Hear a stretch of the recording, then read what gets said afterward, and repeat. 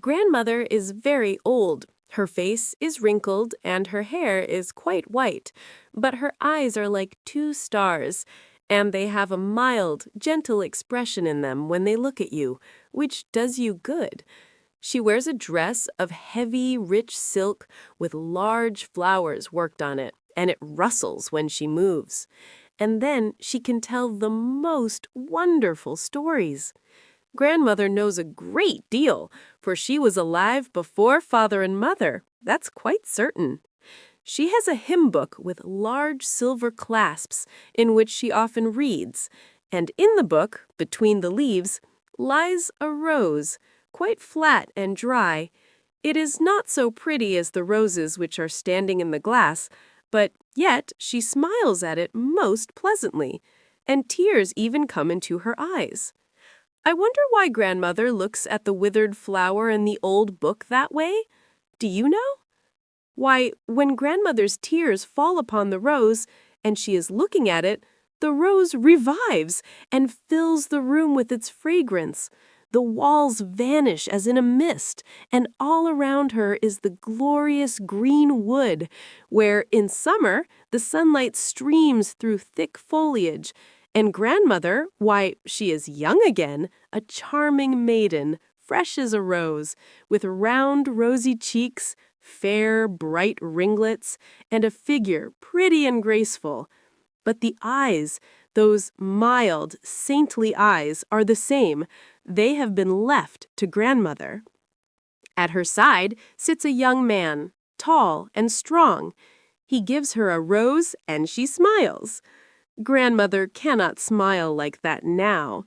Yes, she is smiling at the memory of that day, and many thoughts and recollections of the past. But the handsome young man is gone, and the rose has withered in the old book, and Grandmother is sitting there, again an old woman, looking down upon the withered rose in the book. Grandmother is dead now. She had been sitting in her armchair telling us a long, beautiful tale, and when it was finished, she said she was tired and leaned her head back to sleep a while.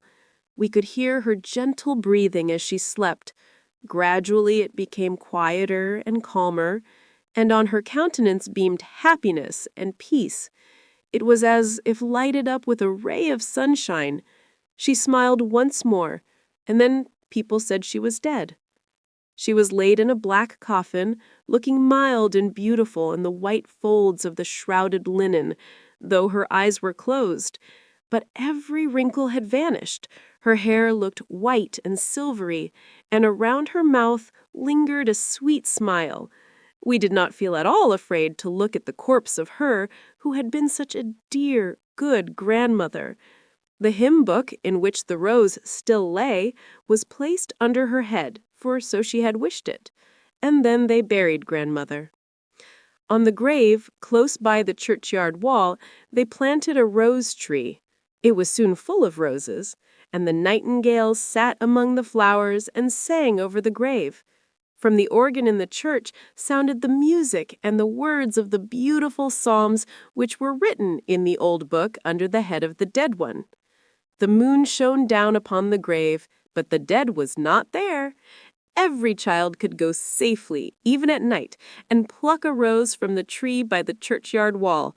The dead know more than we do who are living. They know what a terror would come upon us if such a strange thing were to happen as the appearance of a dead person among us. They are better off than we are. The dead return no more.